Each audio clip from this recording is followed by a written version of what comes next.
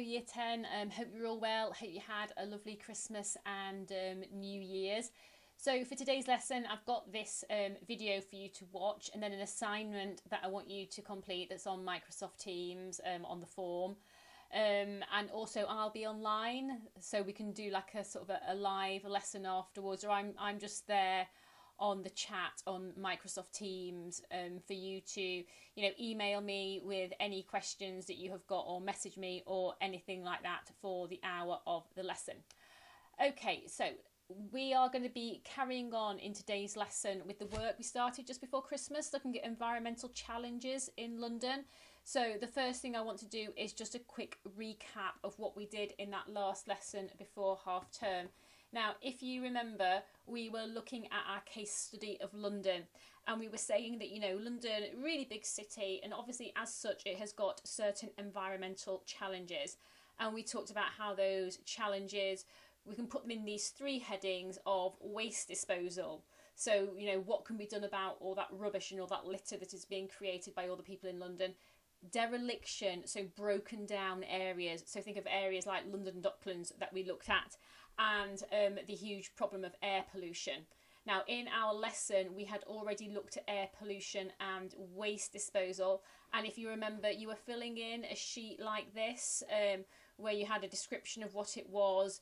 You explained why it was a challenge, and then we said how this could be managed. So let's just do a quick recap of the air pollution work. So we basically talked about how London has got a really bad air pollution record, worse than a lot of other European cities, and that most of those modern pollutants today come from car engines, particularly diesel engines, and particularly nitrogen dioxide. And if you remember, we talked about a really, really important distinction, and I want to just make that point again here. Because we do about climate change and we do about global warming, a lot of you are very used to talking about how driving your cars around creates carbon dioxide. Carbon dioxide absorbs heat in the atmosphere, and that leads to our problem of climate change. Yes, that is true. But if you are writing about environmental consequences in London, you are writing about air quality. And that's a different issue. So what we're looking at with air quality, again, yes, it's cars and lorries driving around, particularly diesel engines, but it's the creation of this nitrogen dioxide and other particulates that get into the air from engines. So diesel engines are particularly bad because diesel engines work at a lower temperature. So more of these carcinogens and more of these gases are released into the air. Okay, so that is the big problem with air pollution, and it can make people unwell, particularly if they've already got an underlying health problem, problems with their lungs, asthma, that sort of thing. And we looked at the case of this young lady, Ella Deborah. She was a young girl. She died of an asthma attack when she was 9 years old. She died back in 2013. But it was just recently, just before we broke up for Christmas, that a coroner's court, so a coroner is somebody who investigates a cause of death. The coroner's court decided that air pollution was a major factor in her death because she lived just meters from an extremely busy road in London. And they were saying that if she hadn't been exposed to such high levels of pollution, then it's unlikely that she would have died of that asthma attack. So obviously air pollution, massive problem in London, and we were talking about how it can be solved. Things like, getting cars off the road and encouraging more people to cycle, which is something we're going to have another look at just in a bit. And also London is taking responsibility for themselves in checking air pollution levels each day. If they're really high, maybe not going out and doing exercise that day, you can look on weather websites and you can see the pollution index. Okay, let's have a quick move on. So we also looked at the problem of London's rubbish. We looked at the danger of sending rubbish to landfill, because then what you can get is lots of chemicals, you get lots of different materials rotting, and that can release the gas methane into the air. But it can also mean that toxic chemicals, they sink down through the rubbish, down into the soil, and they can get into the water supply, they can get into the water that's under the ground, and then potentially, you know, that can get into people's drinking water and obviously make people really ill. So there is a target for London by 2030 for zero waste to go to landfill. You can see that here, zero waste in landfill. And the idea really is to get more incinerators so you can burn the rubbish in order to create electricity. Now that in and of itself creates a problem in that obviously when you burn the rubbish you create pollutants going up into the air, but that is seen as a lesser problem than the problem of pollutants going through the ground and into the groundwater. Now, something we didn't look at in the lesson because we ran out of time is this idea of urban dereliction. And that can take us back to your Docklands case study and all the reasons why we said those derelict areas are bad for London. It attracts crime, so graffiti, vandalism, fly tipping, people dumping rubbish because they don't want to have to pay to take it to a tip. It contaminates the soils. It can lead to a knock-on effect for animals. It can attract rats as well. It also means, not just from an environmental but also from an economic point of view, you've got huge areas of land that aren't productive, where nobody's working, where there's no businesses, nobody's making any money, and that isn't good for any city. So obviously, you know, the way around urban dereliction, as we found with the Docklands case study, is often, if it's a really big area, is for the government to step in and for there to be a programme of compulsory purchase where people who maybe owned properties like this one you can see here, this closed up property, they would be forced to sell that to the government so that could then be redeveloped into something else. Because the problem is if you've got a big derelict area, nobody wants to go there. No business in its right mind is going to go there on its own. It's going to need to have incentives. The government's going to need to say, well, you know, we'll give you this building for free, or you won't have to pay business taxes for 10 years if you go to this area.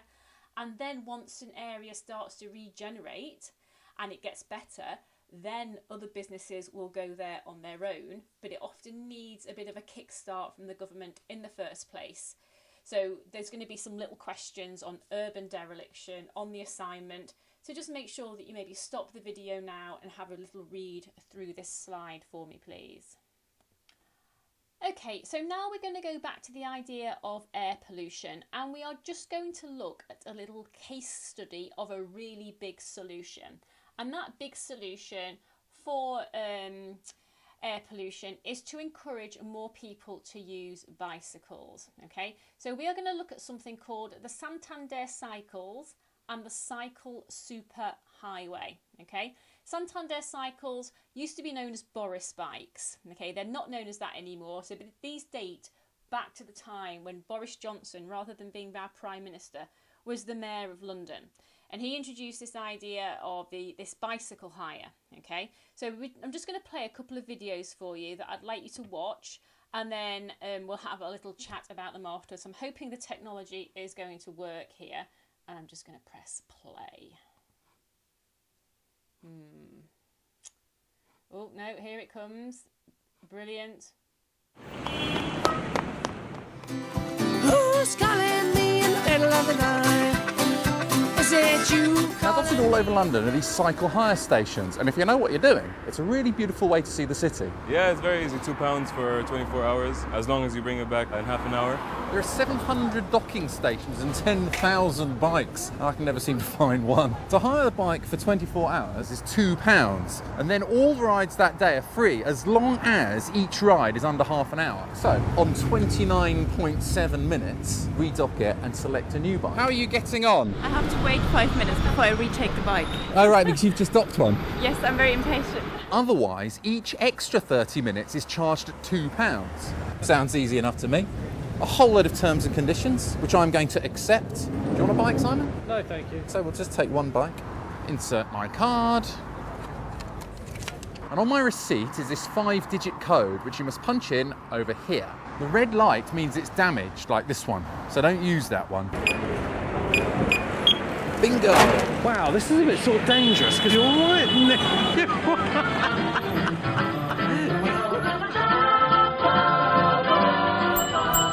Of course, you can go to the TfL website, and for £3 you can apply for a special key, and it just deducts the money straight from your account. This fellow is using his app on his phone. And you can also use it to find nearby docking stations, but I'm old school, I prefer to use the map. Now look, be careful you dock it properly and the light goes green, otherwise you'll be charged extra. So this is now expired, so I have to go to the machine again. So I have to wait 5 minutes. But this time I won't be charged, even though it still needs my card to check that I paid. And we're ready to rock and roll again. It even has gears and a bell. Tally ho. Okay, off you go. On your bike. You ride on the pavement. Sorry. You're not allowed to ride on the pavement. The bikes are on the pavement. You've got to take them off the pavement and onto the road. Okay, so there you have the Santander cycles, and they are hire bikes. But the end of the video there did show a good problem, a good point, in that it isn't particularly safe to cycle around London. It is very, very busy. I used to live in London, as you know, and I used to cycle to and from work, and I got knocked off my bike twice. Luckily, never seriously injured, but some people have been. Which takes us to the next part of this case study, the idea of the cycle superhighways in London. Now, the idea of the cycle superhighways was to construct completely separate areas of the roads for people to cycle on. So this video is quite new. It shows a situation in London kind of as it is in recent months. But back when the cycle superhighways first opened, sort of 2012, 2013, there were all sorts of problems, and we're going to have a little look at those in a minute. Now, this video's a bit longer, but please do be patient and watch it, because it goes through a lot of really, really good points about the cycle superhighways, their benefits, and also the problems that still exist today. So again, hopefully this is going to play. Yes, wonderful.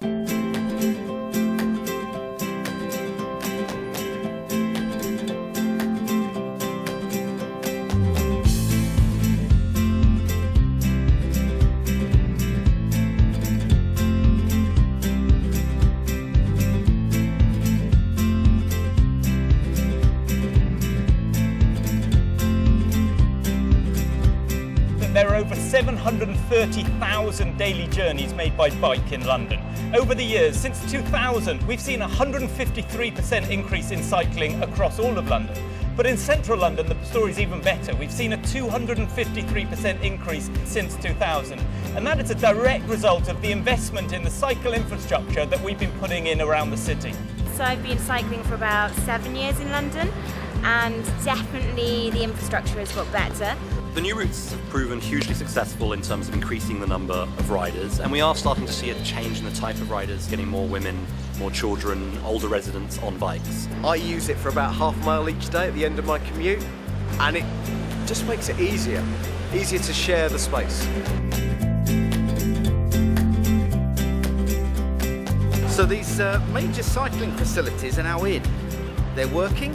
They've made a really huge change in London, and they've made a huge change in the City of London. We have 40 miles of cycle superhighway rolled out at the moment. We're also building a quiet way network. Those are smaller routes on some of the residential streets and back routes, allowing people to get around the city as part of their daily journeys. So what you can see behind me is a considerable difference physically.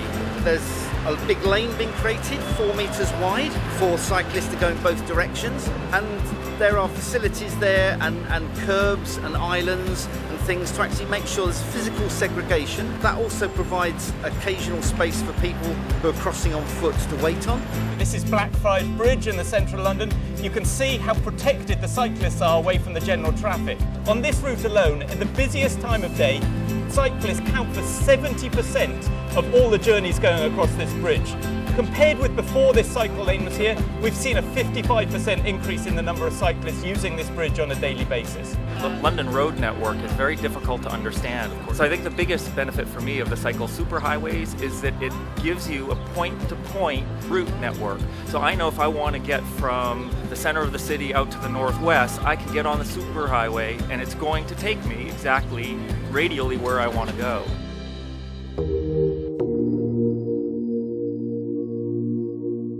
London has many quiet streets that they are actually non-20 mile per hour or 30 kilometer per hour streets.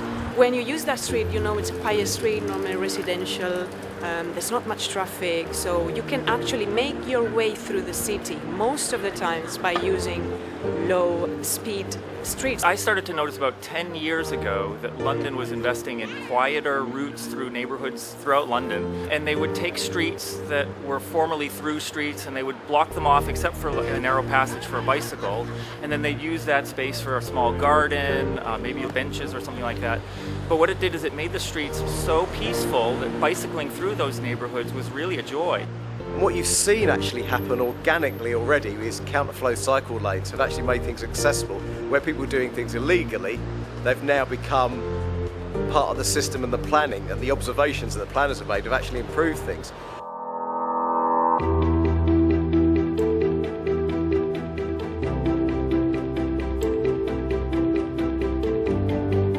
On the superhighways, you tend to have to stay in flow and go at the speed, the pace that everyone else is going at. Those big bike lanes are really intense. I mean, people are biking fast, they know where they're going. There's an intensity on some of those things. It's like people are trying to get to work. This is not a leisurely thing. Cyclists tend to ride pretty fast on them, and I can see that especially for an urban rider that's not highly experienced, that might be a bit of a challenge. There's still a predominance of males riding and people with drop handlebar bikes, people who want to cycle very quickly. But ultimately, here in the city, we're looking for something where actually everybody slows down. A good speed for vehicles and cycles to go is about 10 miles an hour, because the differential between them and someone who's walking along at 3 miles an hour and a pedestrian is actually more easy to kind of understand and deal with. Try and bring that civility and that calmness into people's journeys. Our road system actively excludes certain groups from taking part in active travel. We see fewer women, fewer older residents, and almost no children whatsoever able to cycle on our streets. And we think this is an issue of social justice. It's an issue of active travel for all. And councils need to say, look, if active travel is important as part of a health strategy for the capital, then how do we make sure it's available to everybody, not just the brave? When you have a bike lane and then it shifts to going in with the rest of the traffic, you have to be quite careful, and I think that's when perhaps older people and people with children don't feel comfortable. We need to make sure that cyclists really reflect the diversity of London's communities. At the moment, sadly, they don't. And what we're doing is we're working with schools. Last year we trained over 40,000 children to cycle around London. We do the same thing with adults. 20,000 adults were trained so that they can cycle confidently and are familiar with London's infrastructure. We're working with community groups across the city. There has been some research in London in relation to the bike sharing schemes that they actually help to normalizing cyclists, because it's a way of cycling that is quite unpredictable. There are trips that sometimes are unplanned, so you might be dressing your normal clothing, no helmet, and you just grab a bike because that's the most convenient way of doing a trip that you hadn't planned before. I rented one of the city bikes there, and it was really cheap. I think it was like £2 for 24 hours, and I felt like the bike was a way to connect with other bikers. We've got record numbers of people hiring our Santander cycles. Last year, over 10.6 million people used this as a way of exploring a great city.